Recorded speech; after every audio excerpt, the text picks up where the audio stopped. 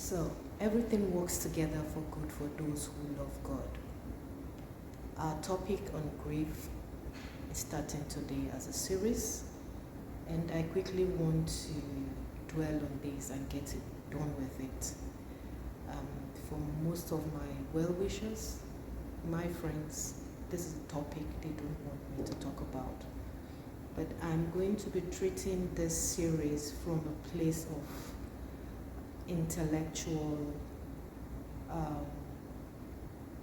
input, from the background of intellectual input that people could be blessed with it, that more awareness could be churned out to people who are in a state of grief. That brings us to the word grief. What is grief? Grief is your reaction. That is your reaction to a sense of loss of something very important. Most times it could be as a result of losing a loved one, a person, or even material things. It could be a loss of a job, a loss of a relationship, but most times grief is associated with the loss of a person, and it is your reaction to what you have lost.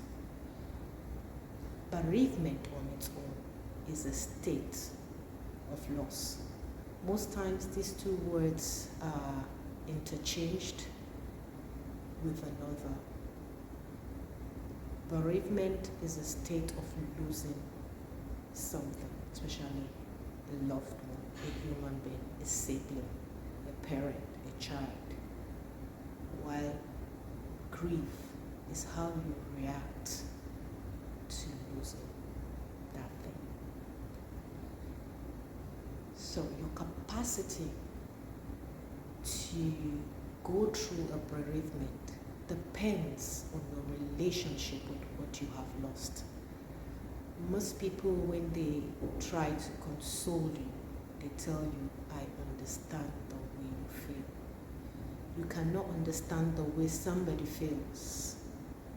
You can only understand the state of losing somebody because probably you have been in that state before. But telling the person you understand how the person feels is a misnomer. It's not correct. Because grief itself, this reaction to a loss differs from individuals to individuals. As we go along with this series, you get to understand what I'm talking about when it comes to grief. Grief is not only about losing something physical, like I said. Most times, it is also losing something inanimate, something you cannot see. And how you react to it, like I said, differs. So we are going to talk about the categories of grief. We are going to talk about the stages, and we are going to explain them. When a state of bereavement takes place, most people are in shock and disbelief. Then they go into denial.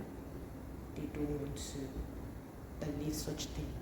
The thing has happened, and this state of denial is they tend to block out the reality. That is the state of denial.